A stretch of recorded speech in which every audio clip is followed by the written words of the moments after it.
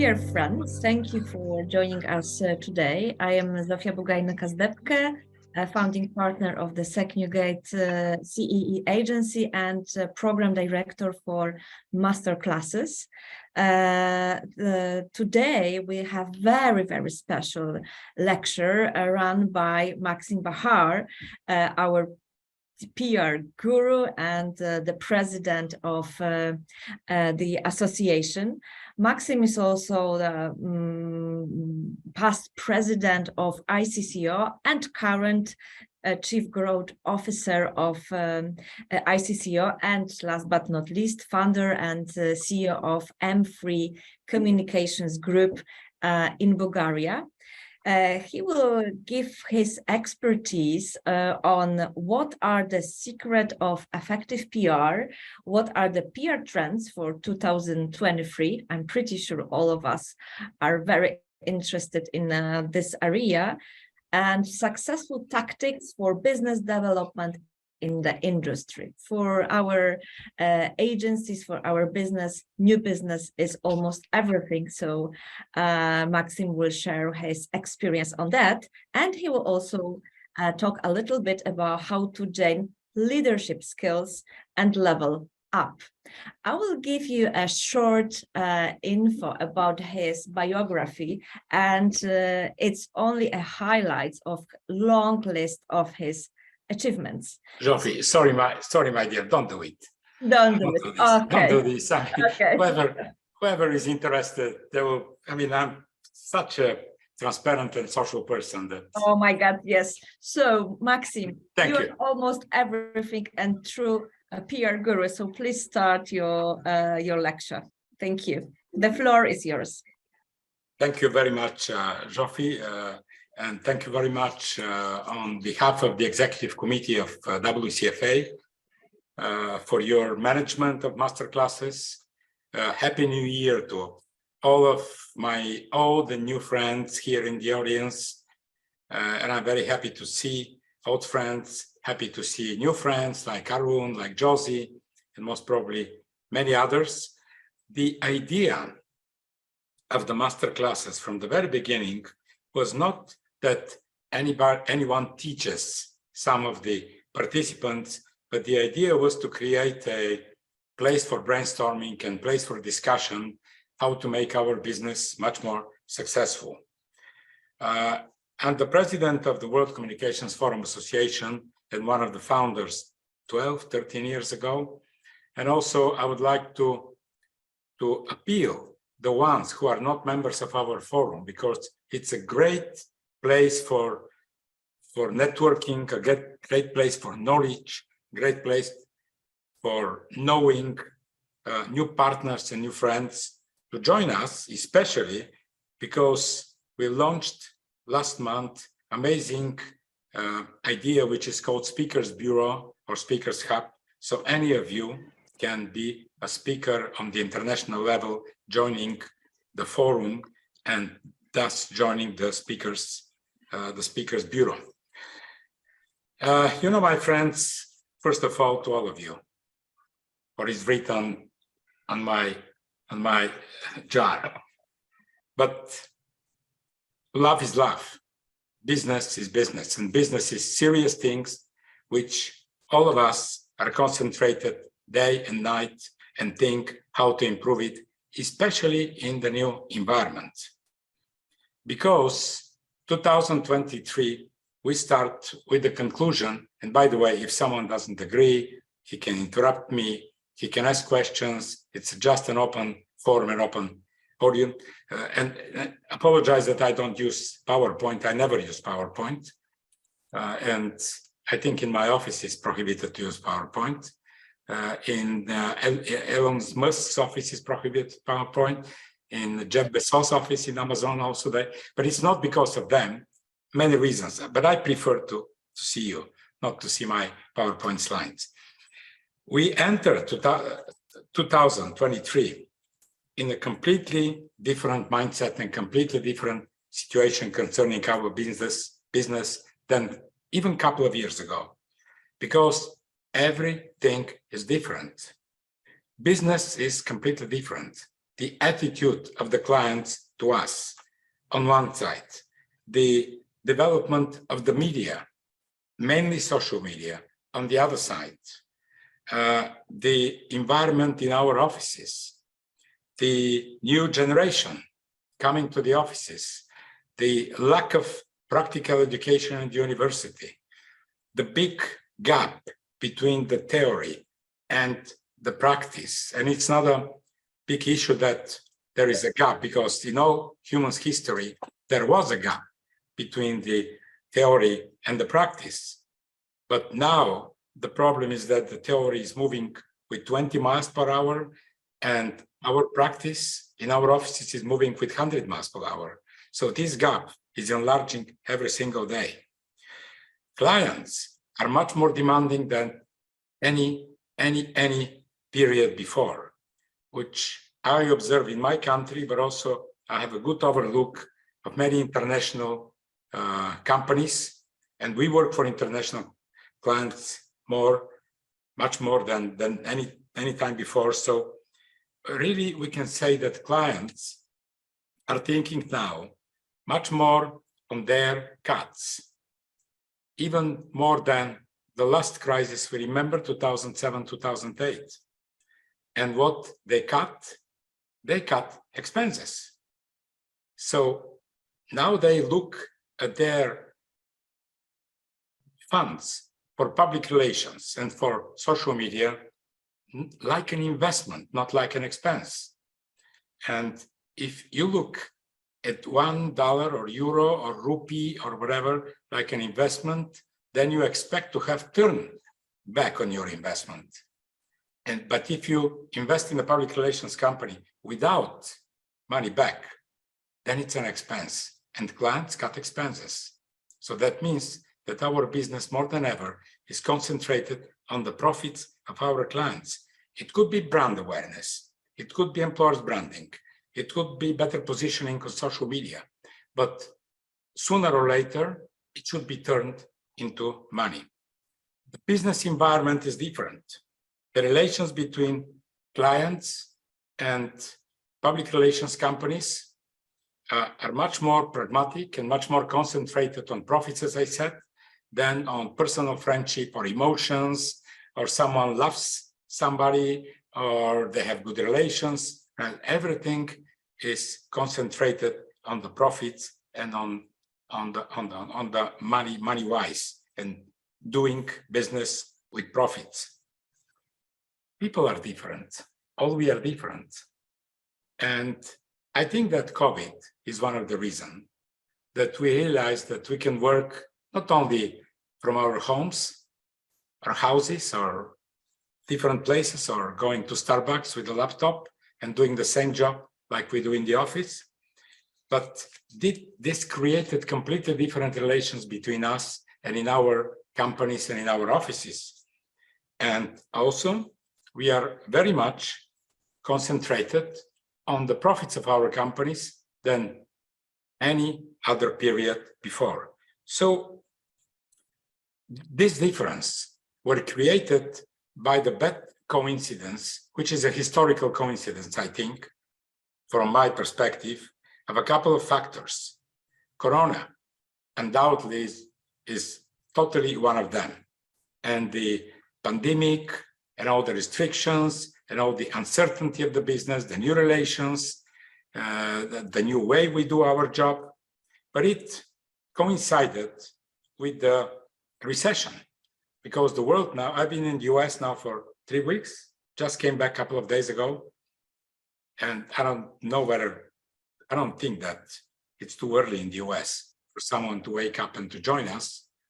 But the recession is really very powerful there, and everything. And we know our business is very Anglo-American, so everything happening in the US or in the UK reflects positively or negatively on our business. But the fact that Corona coincided with the recession, and then economic crisis, of course, and then the Ukrainian war, which Sofia from Poland and we from Bulgaria and many other countries also are suffering very much, because it reflects on our economy, it reflects on our clients, And also one of the main factors, the new generation. You can call it millennial, you can call it Generation Z, Generation M, or whatever you can, but it's a new generation, people who were born after year of 2000, and they have completely different mindset, completely different knowledge. They are much better than us, I believe. They know much more things, but also they lack some elements in their behavior and education, like corporate attitude, most probably corporate identity, and belonging to a company, belonging to a business, which of course they will very soon educate if they get the proper place to get their job. But at the end of the day, it's a very, very, very difficult thing to deal and to cope with the new generation and to learn them to our most probably sometimes old-fashioned ways of management, but it's something which we must solve. And trust me, that's my conclusion. The new generation will not change. We must change. And that's the only way that we can solve this issue. It's not a problem, but it's an issue, it's a point. And very often I wake up 2 o'clock in the morning, 3 o'clock in the morning, thinking about what's happening in my company. And really I came into this, that we, the managers, and we will talk about the leadership and management later on, must change in order to overcome this issue in our companies. So, how can we solve all these issues which we have since last year, and we started the new year with them? But first of all, I would like to emphasize all those elements of our changes, how they reflected on our public relations business. We are not anymore consultants, and we know this very well. We are decision makers, and this brings completely different elements to our role as public relations experts. We don't consult, because if we consult our clients, then it will be completely waste of time. And if the clients don't understand this, then we are the one to explain to them that we must decide very often on their behalf. Let's take an example with the crisis management just a couple of years ago.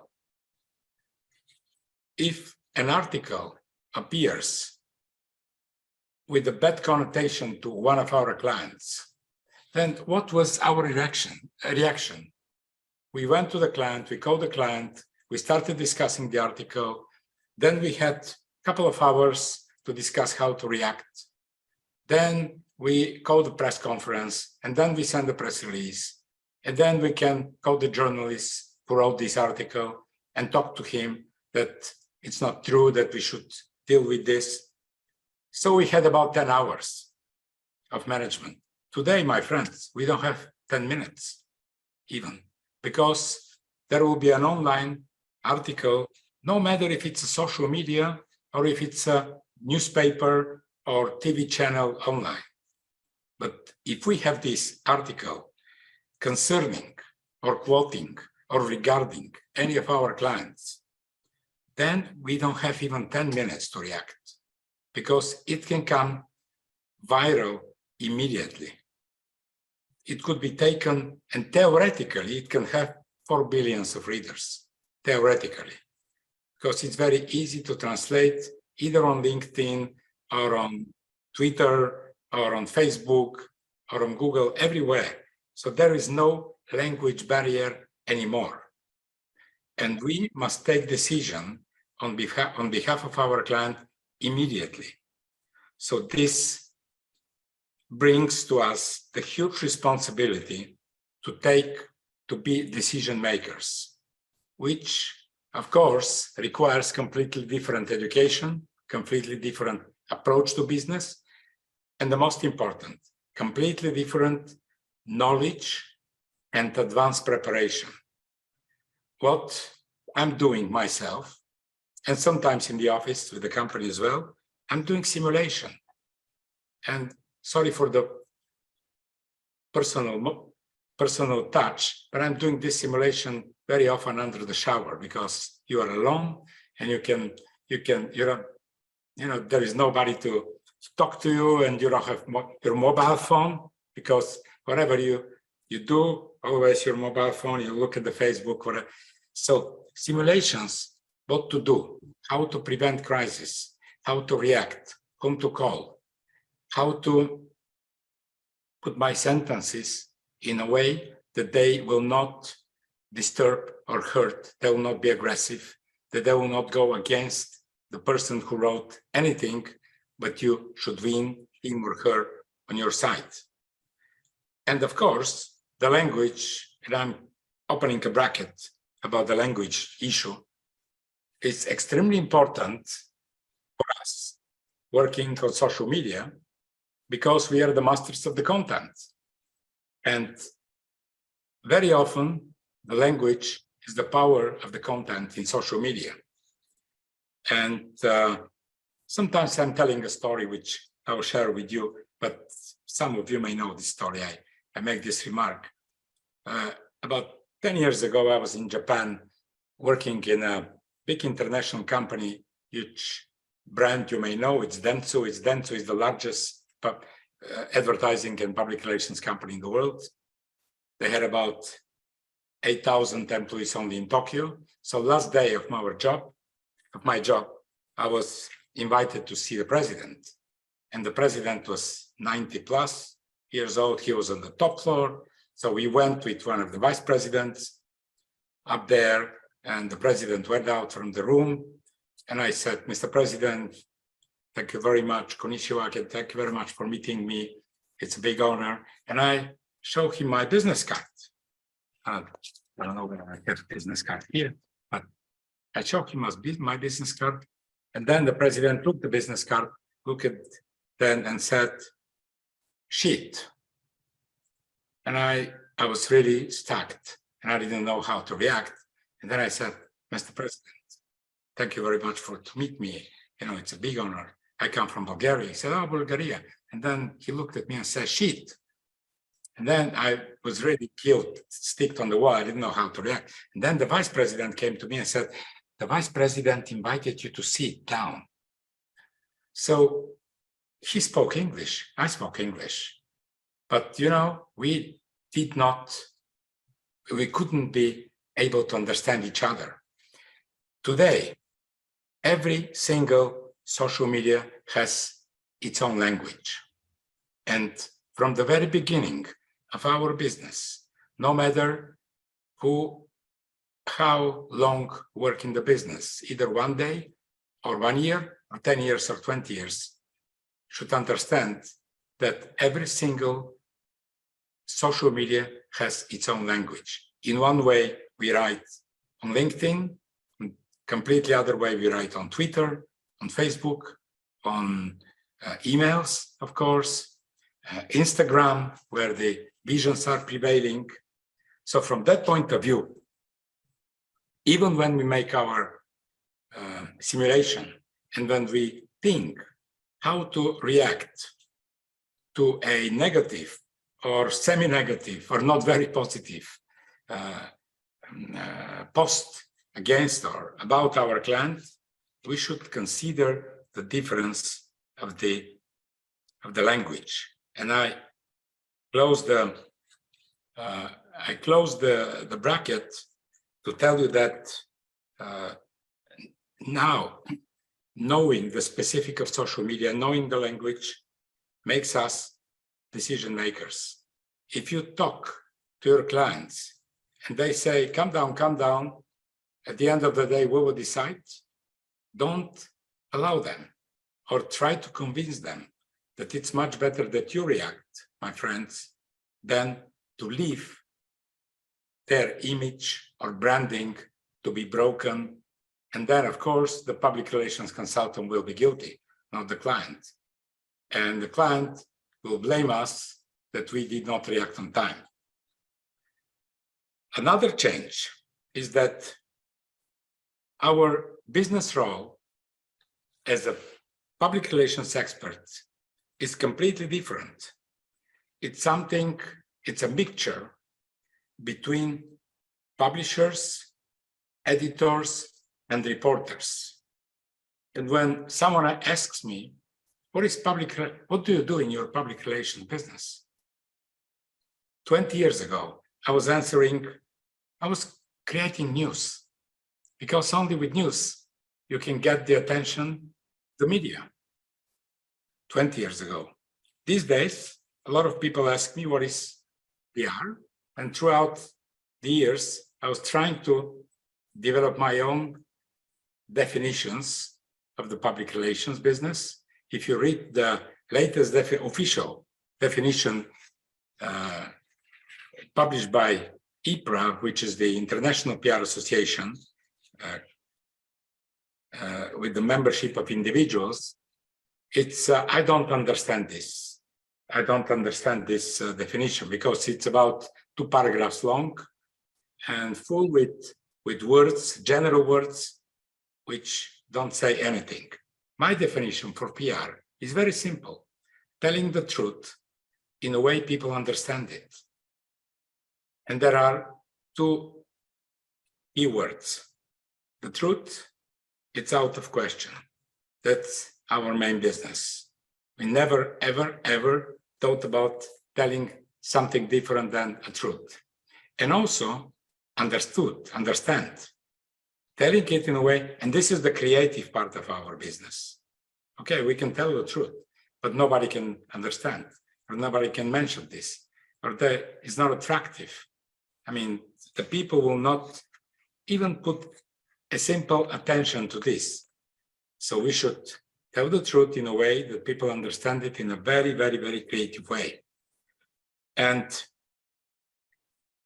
going back to the change in our business, it's a very complicated chemistry of publishers, editors, and reporters. Publishers, because we own the media. We own social media, and this is the big revolution in the public relations, which never, ever anyone observed before.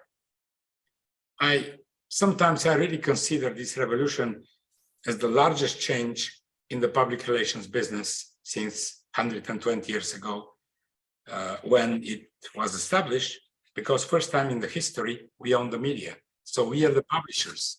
Then we are editors. We, the public relations experts, because at the end of the day, the editorial part is the content, and we are the masters of the content.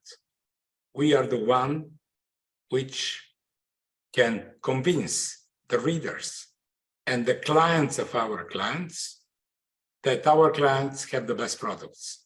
And we can do this only with a good editorial staff. And number 2, we're reporters. Why? Because without news, no one will read us. And the reporters are the one to bring the news.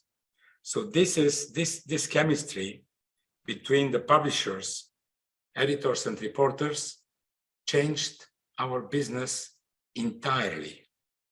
And one more, I can say, change in our client and in our business is the fact that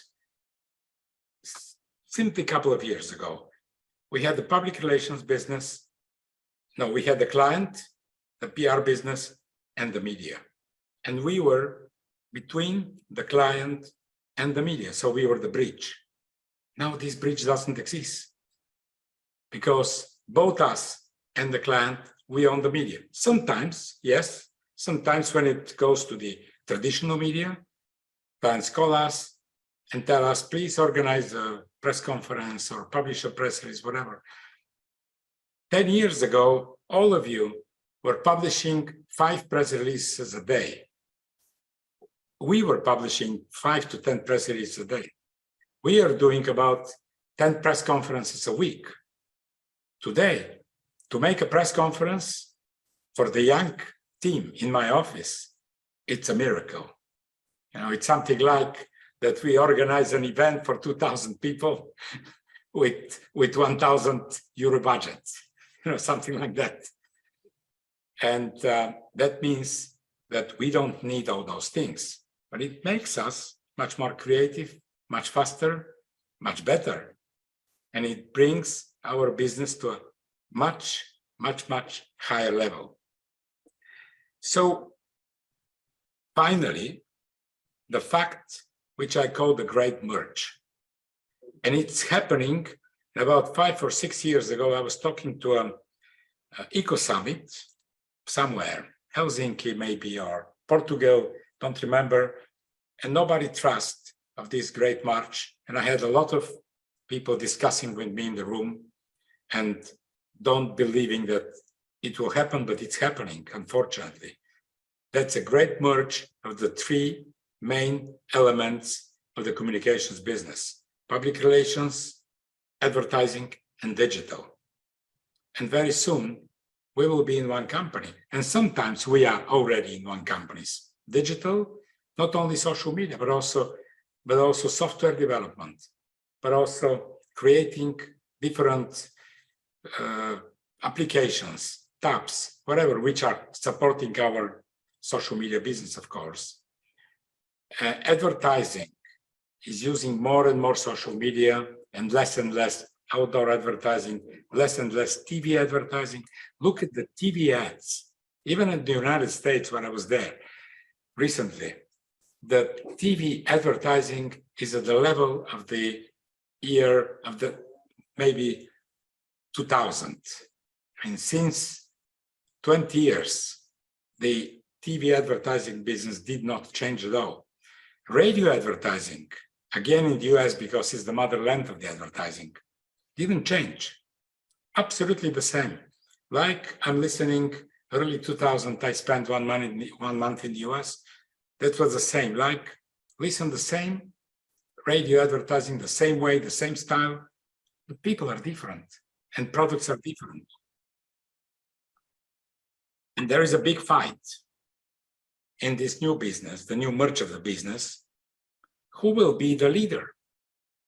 The advertising community, mainly in the face of Sir Martin, is there claiming that the advertising will be, Martin Sorrell, the advertising will be the leader, because they say we own the media, we own everything, we have the designer department, we have the creative. You guys do your press conferences and don't mess with us, or send your press releases, or put your stories on Instagram, but we will be the leader of the business and we will tell you what to do. Then the digital say, it's wrong. We'll be the leaders because we are managing the social media, we are managing the new world, we are managing the postings, and we negotiate or we deal with the influencers, which we'll talk about this as well. But I can say that the public relations, as one of the elements of this merged business, will be the leader. And my argument is very simple. We are the masters of the content. That's absolutely undoubtedly. Without us, the advertising business cannot do anything because their visual content will not say anything to anyone without our input. The digitals, they can do the best social media in the world. They can do the best application without our wording, without our advice, how to make this message and how to send this message to the clients. They cannot do anything. What will be the name? I don't know. Maybe I can guess real-time relations, because everything can, we'll talk about this later, everything goes real-time, or something like that. But it will not be advertising. Most probably it will not be public relations, because I'm sure you understand that public relations as expression is nonsense. It's like to say wet water or transparent glass or something like that, because, you know, the public relations business was established when nothing was public.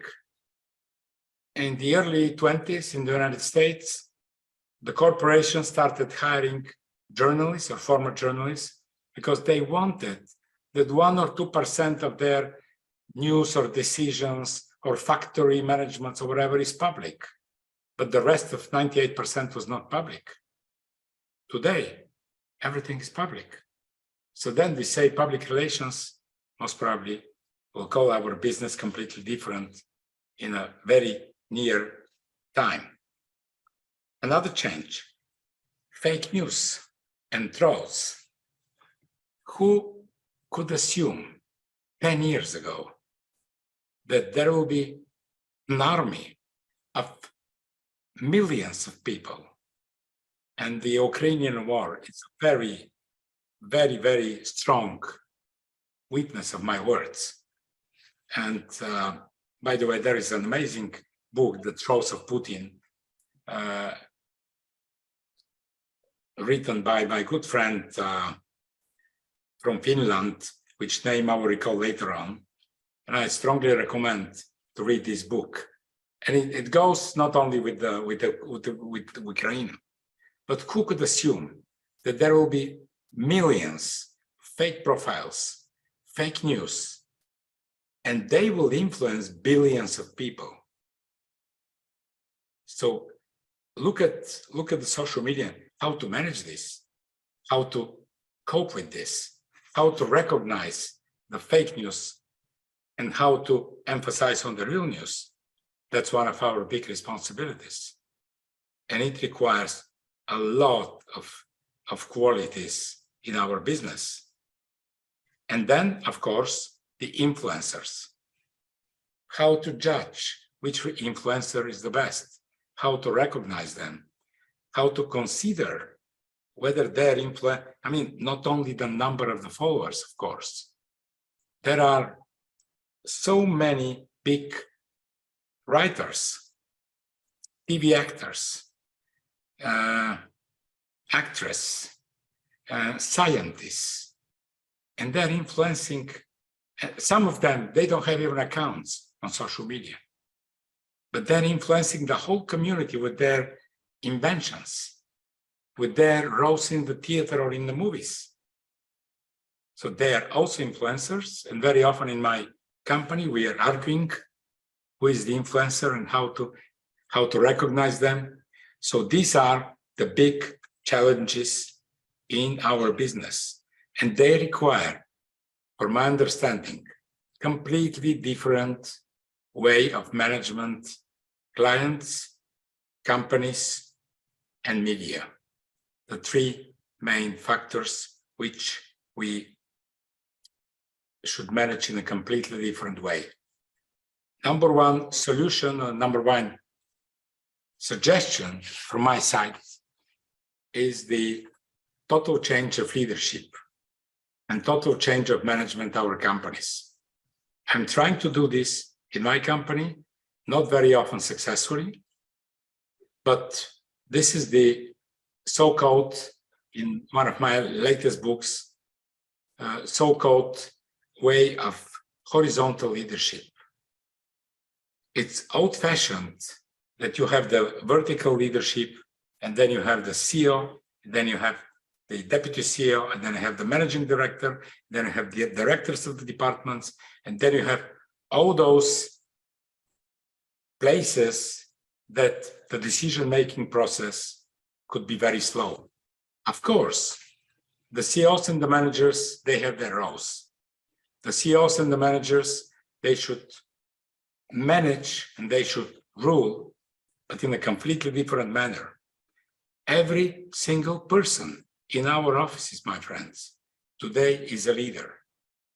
Every single employee, no matter if it's assistant or manager or director or whatever is the position, should be the leader of his or her clients, should be the leader of his or her social media, and should be the leader of the best decision serving our clients. It's not easy. It's not easy. It requires total change of mindset of the people having salary, or an expert having salary in our office, to think about profits of the clients. And this is the true leadership, because if we delegate responsibilities, if we delegate rights to our employees, then we see that the clients are happy with the performance and they have profits, and they should be the leaders. Number two, there are 3 P's, which I think 3 P's, like PPP, I think we should implement immediately in our companies. Precision is the first one.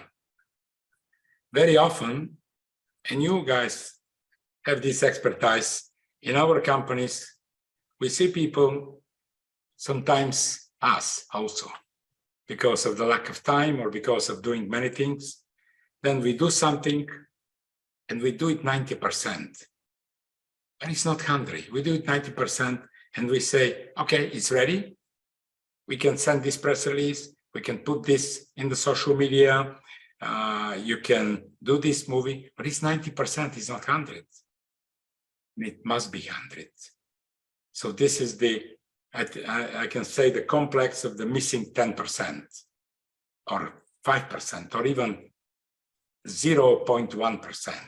If it's missing from our job, from our text, from our post in social media, from our text in the traditional media even, then it's not precise one. Then it will not work. It may work once, it will work twice. The third time the client will kick us out. The client will say, sorry, I would like to work with people who are dedicated on precision because I count every single penny from my budget. Then the pragmatism. We must be more pragmatic than any other period before that. And we should forget about what's happening before us. The pragmatism means to be concentrated on the brand and on the profit of our clients. Nothing else. Nothing else. And sometimes I'm telling a story which, again, some of you may know this, but one of the greatest stories about pragmatism I know, in my experience, is an interview with the old Conrad Hilton, the late Conrad Hilton, who founded the Empire about 25 years ago with Jay Leno's studio. And when at the end of the interview, Jay Leno told Mr. Hilton, now you have 25 millions or 27 millions of viewers of this interview, because it was late show, and number one with the engagement in the TV channel. And then Jay Leno said, Mr. Hilton, you have 1 minute to tell to the viewers the most important message you can deliver to them in your life, the most important. And then Conrad Hilton said, of course, it's easy. Is this camera? Dear customers, when you take a shower, please put the curtain inside the bath too, because a lot of water is wasting outside. Thank you very much. So this is the most important thing in life of this guy. Everyone was expecting that he will say, my clients, my hotels are the best one, you're very mostly welcome. No, he has a problem. And by the way, I don't know why this is the reason, but because all of us were traveling a lot. And now in the US, I visited 3 cities, 5 or 6 hotels. In each of the hotels, they had the double curtains. And I don't know whether, but that's for saving water for sure. But I don't know whether the source of this was Hilton or the necessity or the pragmatism. But we should be pragmatic. We must leave our emotions aside. We must leave our whatever years in experience. You know, someone can say, I have 25 years in experience. I know the best. No. someone with 25 days experience may know better than you how to create a post on social media, how to react in social media, how to make a good story or reels. So it's not a matter. Hello? Do you hear me? Yes. Yes, we can hear you. I received a message. You can hear you. You are signed out from Zoom. Okay. Sorry. But I don't know why I received this message. Is it still recording? Yes, recording. Okay. Anyway, so it's very strange. It was a very strange message. So this is really an important to be pragmatic and concentrated on the profits of our clients and on development of our professional abilities. And the third P is absolutely to be proactive. Proactive. Don't allow your team members or yourselves to sleep in your offices and wait for a client's call, and the client tell you, hello, Mr. PR expert, can you please do this or that for me? Push them. Go to them with proposals, with suggestions. Take care of their business. Ask them. Invite them for lunches or for dinners. Try to understand them. Try to put yourself in their shoes. And this is the proactiveness. Try to understand what they think and how they will react. And sometimes, again, the huge experienced public relations expert can be bad advisors, and the less experienced public relations experts can be very good advisors because they live with social media, because they know how to react, because they grew up in a different environment and atmosphere. So precision, pragmatism, and proactive, I think, is one of the best solutions.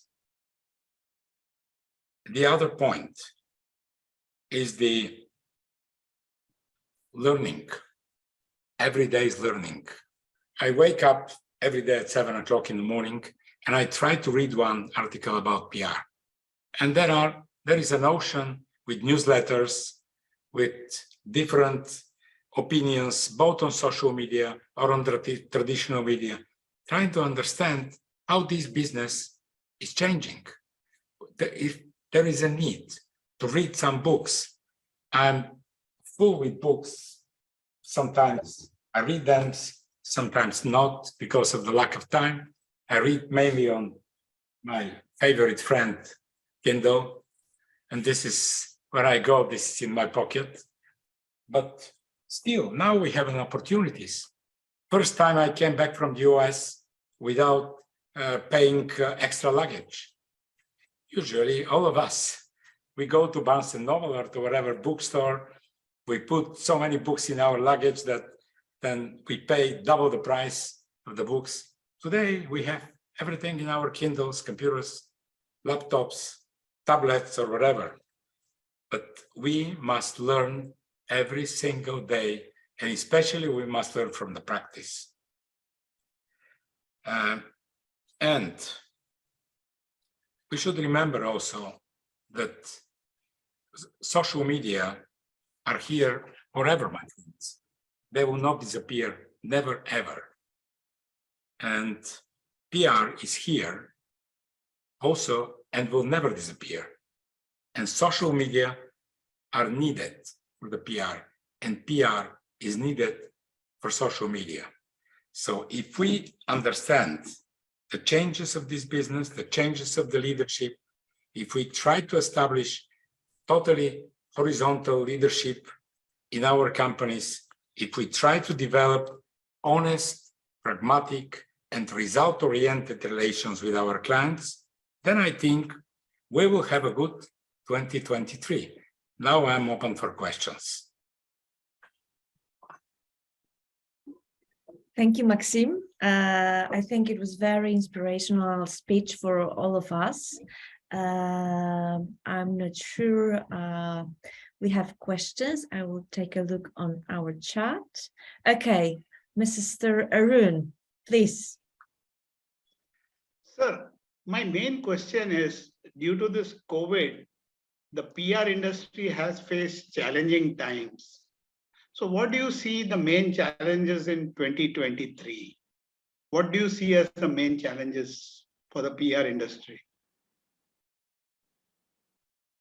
Arun, we were talking about the challenges. I think that the COVID, it's now post-COVID.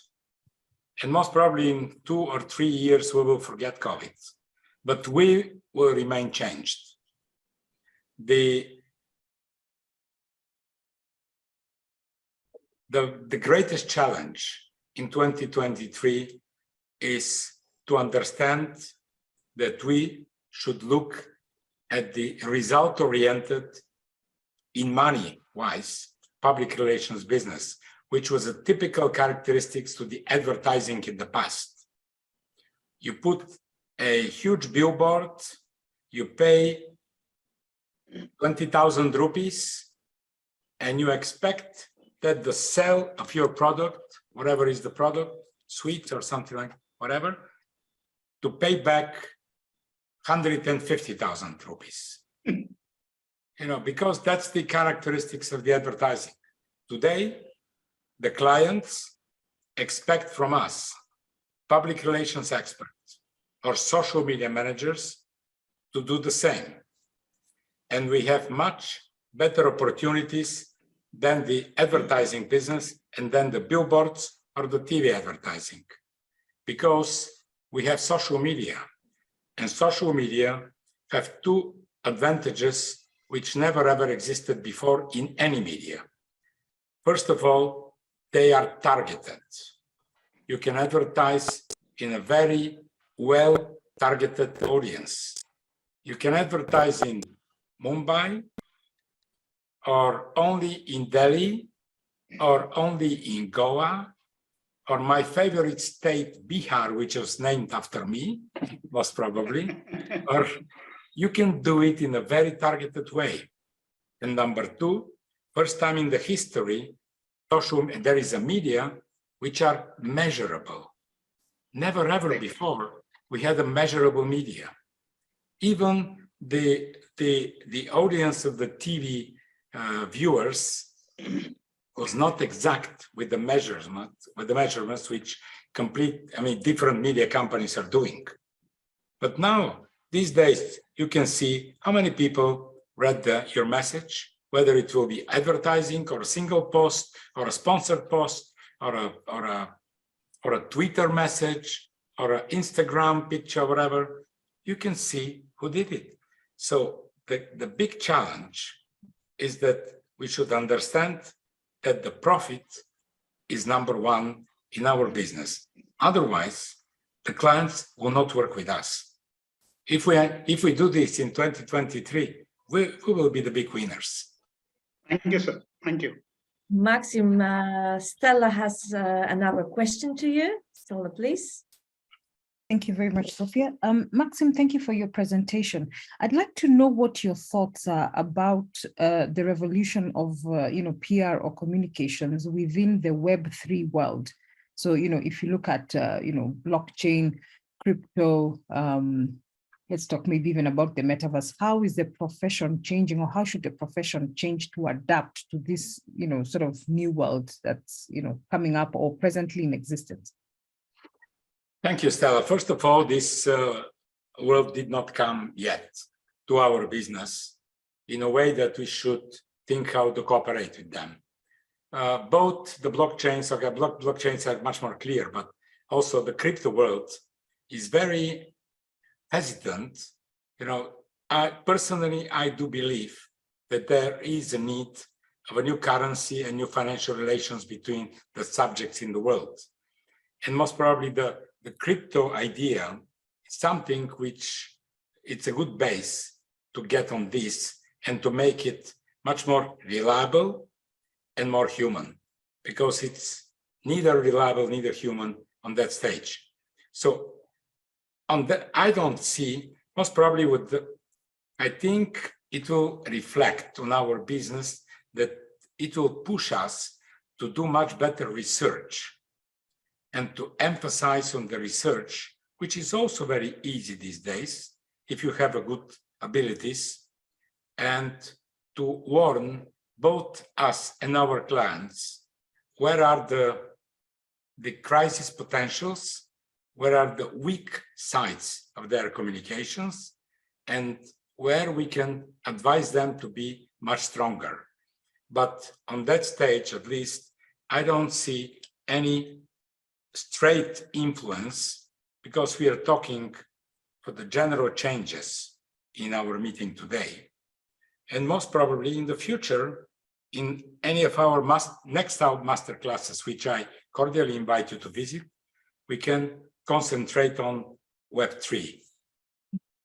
The next master classes will be about storytelling, but I'm sure that it's a great idea to add this topic to our program. But Maxim, Sharaya has another question, and I think it will be the last question in this session. Sharaya, please, the floor is yours.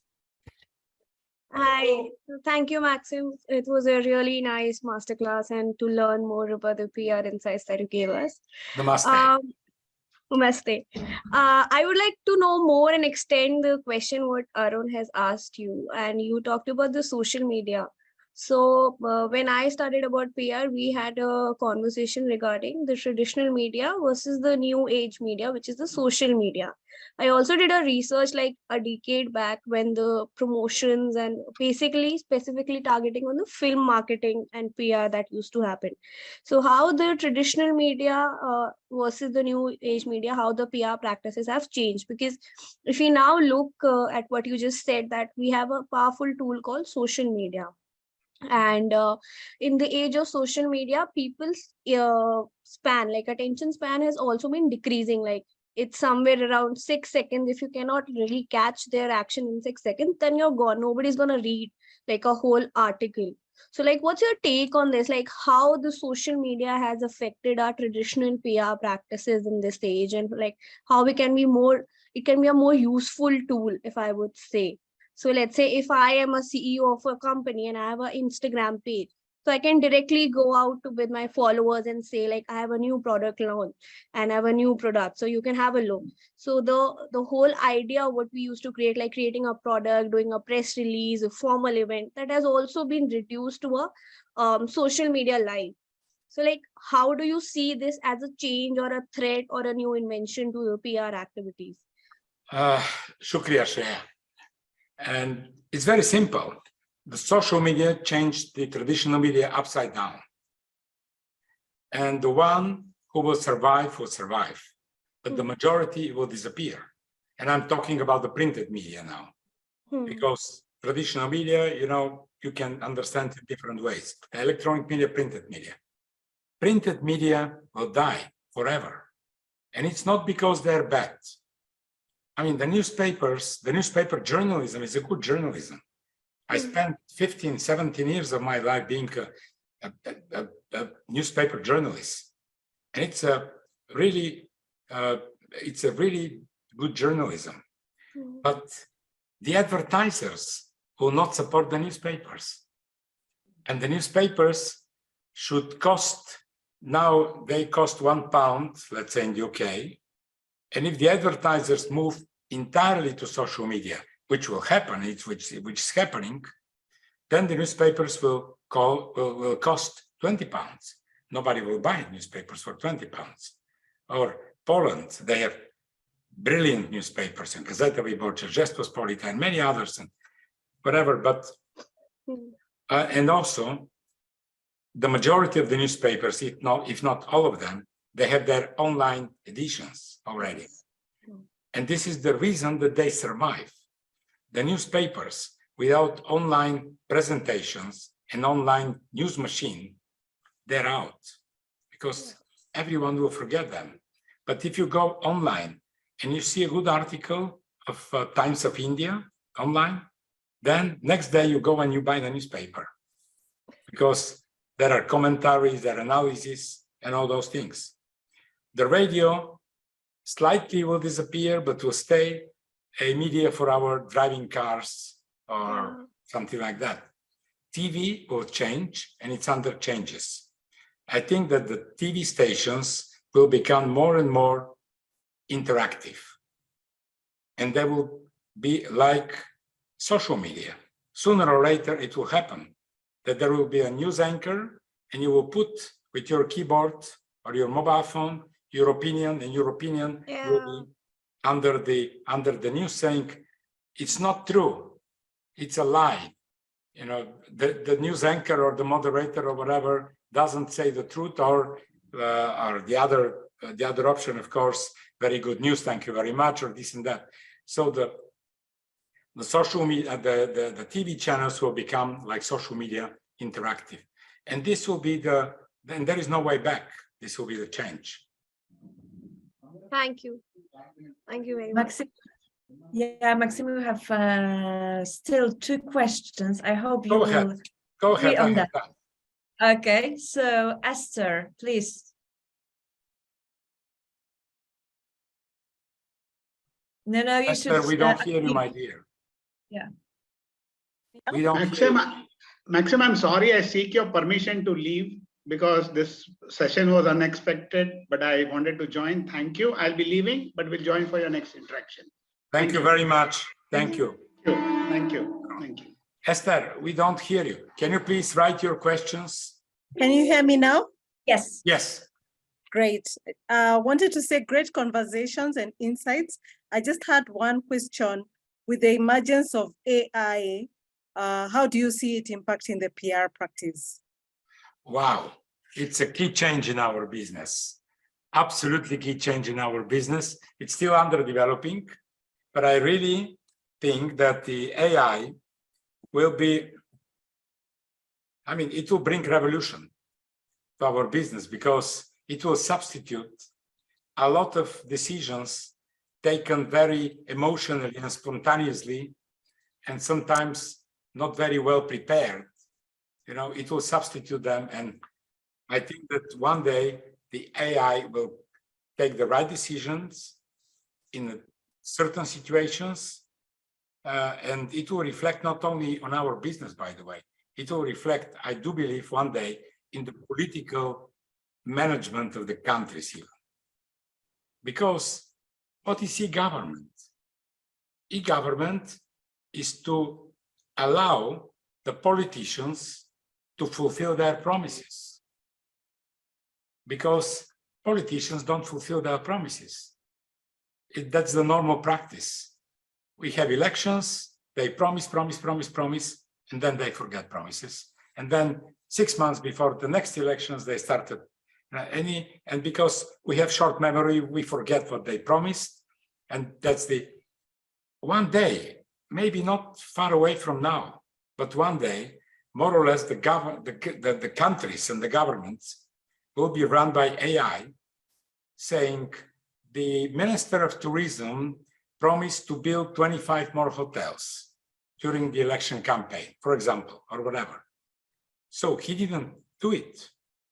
And then the AI says he's not allowed to run for another term. Or even in the midterm, the AI says, this guy is not eligible for politics. He should be out.